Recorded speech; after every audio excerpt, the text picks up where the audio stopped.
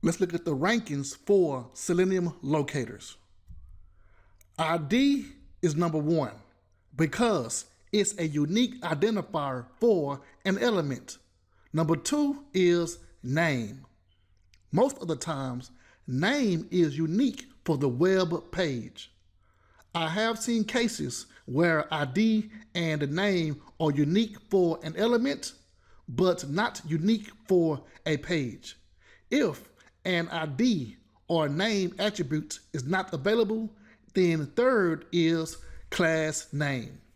A class name does not have to be unique. There can be one or more class names for an element. Some elements may not have a class name at all. Link text and partial link text are good, but can lead to flaky values because text on a page can change.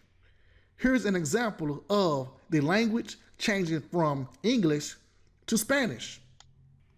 I showed you tag names, but they are not effective if you are looking for one element because it returns all elements. Therefore, if text can change on a page, and it's also possible for ID, name, or class to not be available, what should we use?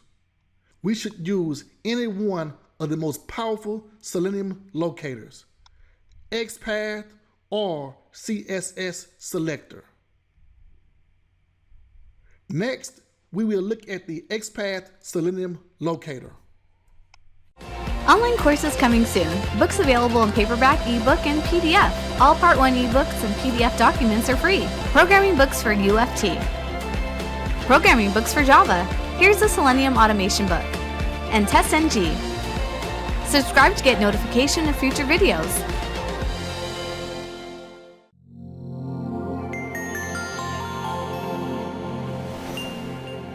Don't forget to like, comment, and share.